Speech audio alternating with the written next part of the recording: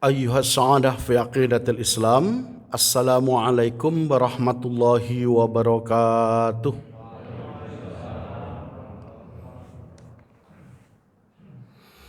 Alhamdulillahi rabbil alamin. Ashhadu an la ilaha illallah wahdahu la syarikalah wa ashhadu anna Muhammadan abduhu wa rasuluh. Allahumma salli wa sallim wa barik ala Muhammad wa ala ali Muhammad.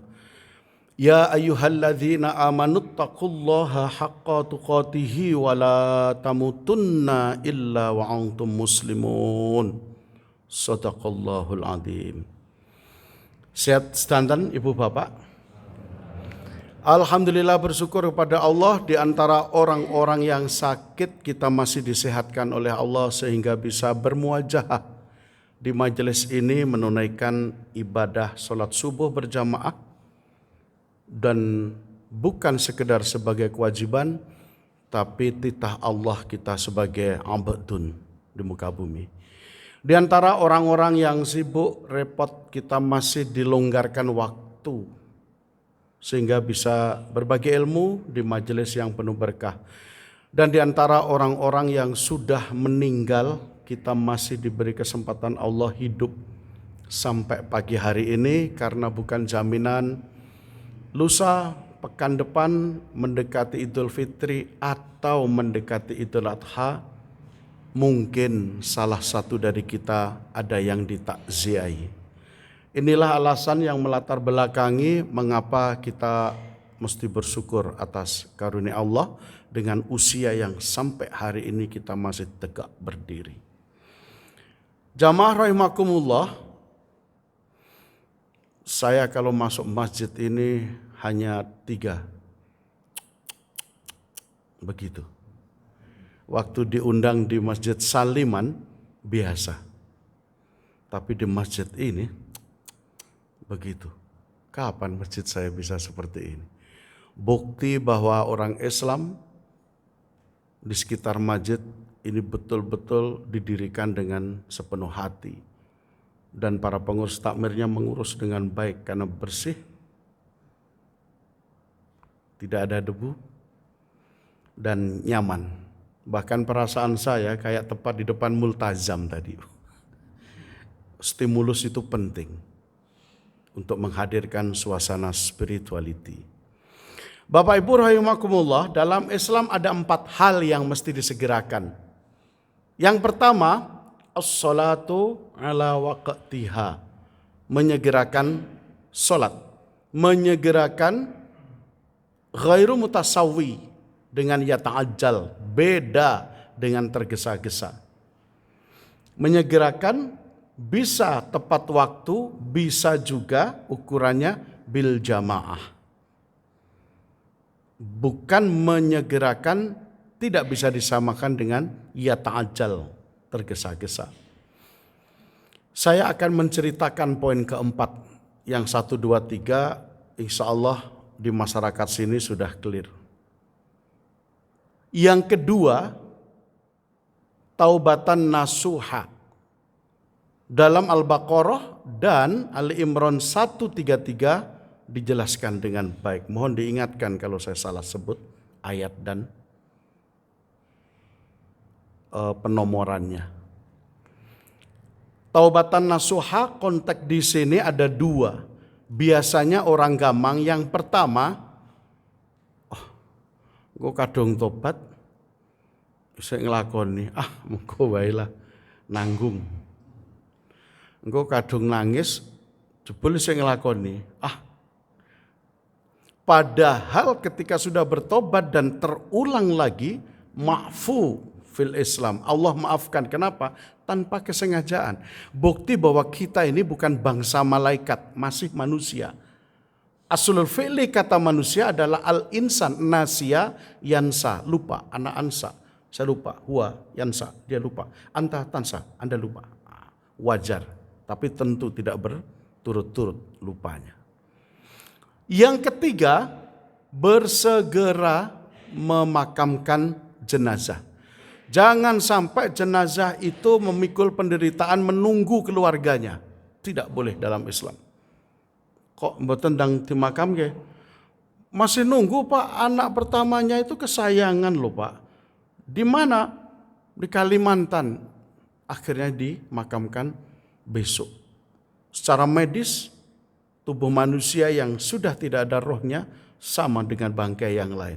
Cepat membusuk. Maka jangan sampai menyiksa jenazah hanya karena menunggu keluarga. Yang harusnya nunggu itu yang hidup atau yang mati. Yang sudah meninggal tidak boleh diberi beban, tapi yang hidup yang diberi beban menunggu. Penderitaan orang segera dimakamkan itu menyakitkan karena menunggu tadi. Segera hari ini meninggal, siang, sore atau bahkan malam langsung dimakamkan. Itu ajaran dalam Islam. Yang terakhir, membayar hutang. Ada sebuah cerita Bapak Ibu, peristiwa saya ceritakan di majelis ini. Beberapa tahun, puluhan tahun bahkan, saya pernah pinjam sama seseorang uang 160.000 rupiah. Kecil kalau sekarang. Dulu 160.000 rupiah beberapa tahun yang lalu. Uang itu saya pergunakan untuk sahabat saya waktu itu. Selang 2-3 tahun saya nggak bisa mengembalikan. Suatu saat saya bisa mengembalikan, tapi beliaunya sudah tidak ada di Jogja. Saya mendengar berita di koran-koran beliaunya sedang berjihad melalui siasah di Jakarta. Pikiran saya, wah ini tidak mungkin ketemu lagi sama beliau ini. Akhirnya ketika saya memiliki uang 160.000, saya melewati masjid namanya Sokowaten, belakang EPMD. Masjid dibangun, direhab waktu itu menaruh kotak infak di pinggir jalan. Jadi bukan di tengah yang mengganggu lalu lintas. Di pinggir, semua bisa lalu lalang, orang seikhlasnya memasukkan uang. Saya masukkan atas nama beliau, Bismillahirrahmanirrahim, akad uang ini saya masukkan atas nama beliau karena saya tidak ketemu. Sekian tahun berikutnya saya galau Bapak Ibu. Aduh, saya masih muda, saya masih bisa mencari rezeki. Saya belum puas. Walaupun secara akad Islam sudah selesai hutang itu. Sampai akhirnya di tahun 2005-2006 saya sakit. Saya berdoa sama Allah, ya Allah, kalau memang saya wafat di usia muda, tolong saya ketemukan dengan beliaunya. Itu doa saya. Karena pikiran saya tidak mungkin ketemu lagi. Itu doa saya ucapkan dengan sungguh-sungguh waktu itu. Tolong kalau memang saya harus meninggal di usia muda, ketemukan dulu. Saya akan selesaikan akad ini.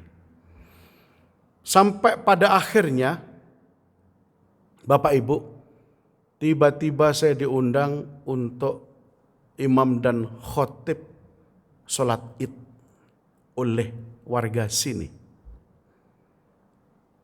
Ketika saya sholat id, tiba-tiba beliaunya melintas. Pernah ingat, tapi nggak mungkin lah di sini. Nggak mungkin di sini. Rumah saya di Potorono Pak. 5 menit dari sini kalau jalan santai. Tidak mungkin lah. Sampai akhirnya ada di samping saya beliau dosen UGM. Saya tanya, benar beliau ini bapak ini? Iya betul Pak Andi. Sampai akhirnya Bapak Ibu, 3 hari puasa memasuki ketiga, saya WA ke takmir sini, di mana rumah beliau. Akhirnya ditunjukkan di foto rumah itu. Lalu malam hari usai tarawih, saya silaturahim ke rumah beliau. Sampai di situ saya ceritakan, begini dan begini Pak. Oh sudahlah Pak, saya sudah ikhlas. Oh, enggak bisa begitu Pak. Saya sudah membawa uangnya. Berapa jumlahnya? 1.600.000 rupiah. Kan 160.000 dulu. Tapi dalam Islam mesti dihitung dengan ukuran emas. Tidak boleh 160 puluhan tahun dibayar 160. Tidak boleh dalam Islam. Ada aturan main. Kok 1,6? Iya Pak. Karena ukuran sekarang seperti itu. Tidak boleh diukur dengan dulu. Apalagi masih mampu mencari rezeki. Kecuali kalau sudah umur 91 tahun. Atau sudah menua. Dan tidak mungkin mencari rezeki. Setelah itu apa yang terjadi? Beliau bicara begini. Oh gini saja Pak. Dibagi dua sajalah. Untuk masjid sini sama masjid tempat Bapak. Baik, hitungannya masjid di sini 1 juta dan masjid di Darussalam, kebetulan saya ketua takmirnya, 600.000 rupiah. Selesai. Malam hari belum pernah Bapak Ibu. Saya di usia 55 ini tidur senyenyak itu. Kenapa? Karena Rasulullah bicara ketika saat Rasulullah ada sahabat yang wafat. Ketika Rasulullah mau takbir angkat tangan, oh sebentar. Jenazah ini punya tanggungan hutang enggak? Punya Rasulullah. Oh ya sudah, silakan sholat sendiri. Tidak mau nyolati Rasulullah. Tidak mau nyolati orang masih punya tanggungan. Lalu ditanya, kenapa begitu Nabi? Dia punya hutang dengan sesama. Dengan Allah selesai dengan tobat. Tapi dengan sesama belum selesai. Kecuali ada yang nanggung. Abu Bakar angkat tangan, saya ya Nabi, saya yang akan nanggung hutangnya. Baik, mari kita sholati. Saya takut dengan itu Bapak Ibu. Bapak Ibu kalau mau tahu siapa beliau, rumahnya di sebelah. Bapak Haji Toto Daryanto. Beliau Pak Toto Daryanto. Itu orangnya. Makanya saya bisa ketemu dan bayangkan doa Allah terkabulnya di mana. Ya Allah, kalau memang saya harus meninggal di usia muda, ketemukan dulu saya. Mungkin karena doa itu usia saya panjang. Karena waktu itu saya sudah sakit, sudah nggak ada harapan hidup. Ya Allah ketemukan. Bahkan rumahnya dekat, saya di Potorono, beliau di sini. Bisa dibayangkan. Kalau sungguh-sungguh Allah beri jalan, maka bismillah aku saya sampaikan. Dan hari ini saya bawa uang itu 1 juta. Untuk saya sampaikan kepada takmir atas nama Bapak Haji Toto Daryanto. Coba bayangkan. Mungkin ini suudon saya. Kalau orang lain ya sudah Pak Andi saya ikhlaskan. Kalau orang lain mungkin ya. Berapa jumlahnya? 1.600.000.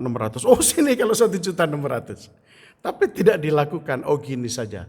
Yang satu untuk masjid sini, yang satu untuk masjid tempat Anda. Untuk kepentingan tempat ibadah. Ini Bapak Ibu, menyegerakan membayar hutang. Jangan sampai membebani anak cucu. Pak, bagaimana kalau tidak mampu? Bangun akad. Datangi yang bersangkutan, katakan, saya sudah tidak mampu bayar. Mohon keikhlasannya. Berpahala kalau orang tadi mengikhlaskan. Tapi syaratnya sudah tidak mampu lagi mencarinya. Jangan badannya sehat, langsing kayak saya, tiba-tiba bicara, saya tidak mampu Pak.